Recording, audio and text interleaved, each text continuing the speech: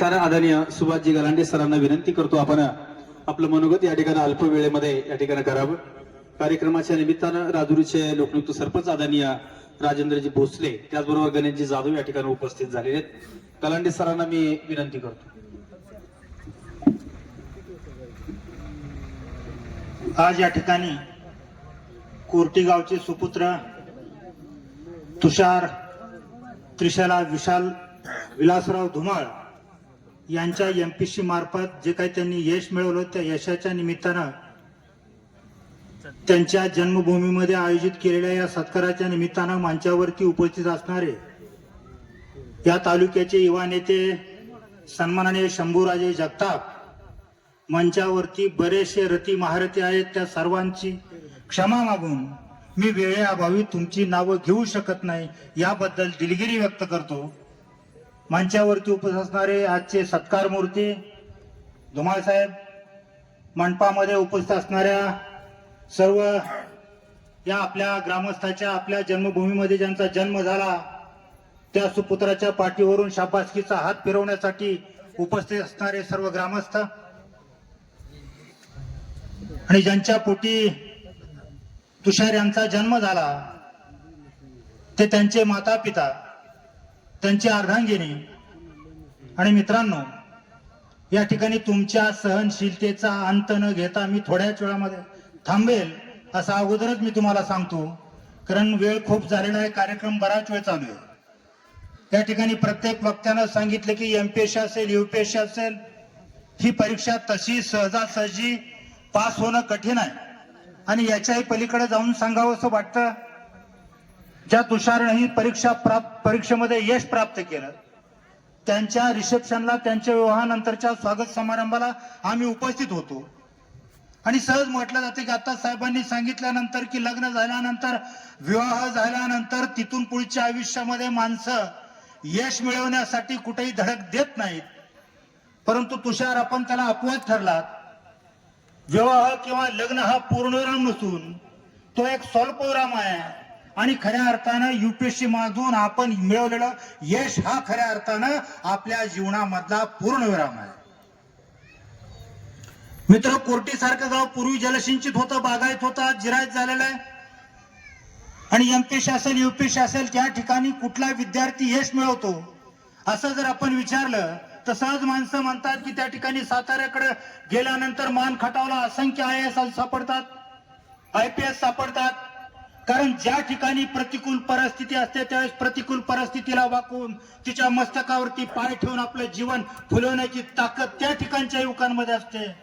आणि आज जर आपण पाहिलं तर कोर्टी सारख्या नगर शहर गावामध्ये किंवा आमचंही गाव जिरायत आहे, आपल्याला कुठेतरी शिक्षणाशिवाय तरणोपाय नाही, आपल्याला स्पर्धेमध्ये उतरलं पाहिजे। लक्षावधी लोक त्या ठिकाणी स्पर्धेमध्ये उतरतात। शंभूराजांनी सांगितलं की पॉइंट म्हणजे 1% आत ज्या ठिकाणी यशाचा रेट आहे त्या ठिकाणी सुद्धा आम्ही यश मिळवू शकतो, अशाच प्रकारचा दुर्दम्य आशावाद तुषार आपण बाळगला, म्हणूनच आपल्याला यश मिळालं। आम्ही फक्त त्या ठिकाणी बॅनर पाहू, आम्ही फोटो पाहू, आम्ही जाहिरात पाहू, परंतु अपयशी असणाऱ्यांची संख्या सुद्धा खूप मोठी आहे आणि त्या संख्येला छेद देऊन मला फक्त यशच मिळवायचंय अशा प्रकारचा आशावाद आपण का बाळगला? कारण आपल्या आईवडिलांचे कष्ट असतील, ज्या कोर्टीमध्ये माझा जन्म झाला त्या ठिकाणचे माझे बांधव त्या ठिकाणच्या परिस्थितीची कशा प्रकारचे झुंज देत आहेत, तशा प्रकारची झुंज न देता मलाही कुठेतरी शिक्षणामधून माणसाचं परिवर्तन होऊ शकतं हा परमपूज्य डॉक्टर बाबासाहेब आंबेडकरांनी सांगितलेला विचार आचरणामध्ये आणायचा आहे। आणि याच्यासाठी तुषार आपण जे कष्ट घेतले त्याबद्दल आपल्याला शतशः मी धन्यवाद देतो आणि आपण ग्रामस्थांनी त्यांचं टाळ्याच्या गजरामध्ये स्वागत करावं।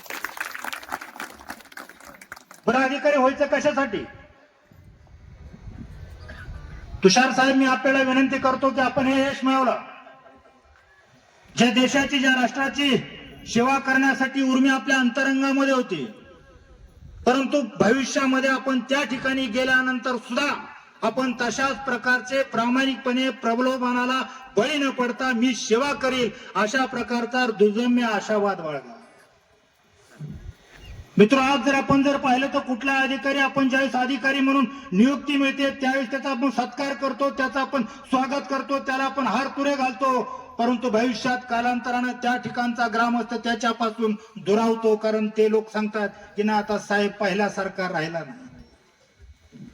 माझी तुषारला विनंती आहे, ज्या मातीमध्ये आपली नाळ त्या ठिकाणी गाडली गेली त्या मातीशी नातं कधी तोडू नका. ज्या सवंगड्यामध्ये आपलं बालपण बागडलं त्या सवंगड्याला कधी अंत देऊ नका. आणि ज्या सर्वसामान्य माणसामध्ये तुमचा जन्म झाला त्यांची सेवा करण्यासाठी या परमेश्वरानं आपल्याला जी बुद्धी दिली ती बुद्धी वापरा.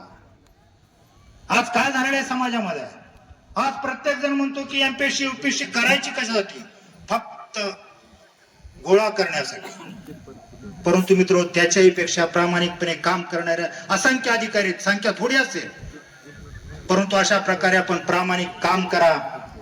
आजही त्या ठिकाणी माणसं म्हणतात की अधिकारी मोठा कोणाला म्हटलं जातं, मग अधिकाऱ्याचे प्लॉट सापडतील, अधिकाऱ्याचे फ्लॅट सापडतील, अधिकाऱ्याच्या जमिनी सापडतील. मग माणूस म्हणणार, अहो तुषार काहीच नव्हतं, पूर्वी आमच्या विलासरावांचं एक छोटस कापड दुकान होतं, आज तुषारने अफाट काही कमवलं. याच्यापेक्षा तुषार शेवटपर्यंत वयाच्या 58 वर्षापर्यंत प्रामाणिकपणे अधिकारी म्हणून काम करत असताना सर्वसामान्य माणसांच्या वेदना जाणून त्या वेदनाला, संवेदनांना प्रत्यक्षामध्ये त्याच्यावरती फुंकर घालण्याचं काम ज्यावेळेस तुषार करेल त्याच वेळेस खऱ्या अर्थानं हा अधिकारी हा प्रामाणिक आणि समाज त्याला डोक्यावरती घेईल.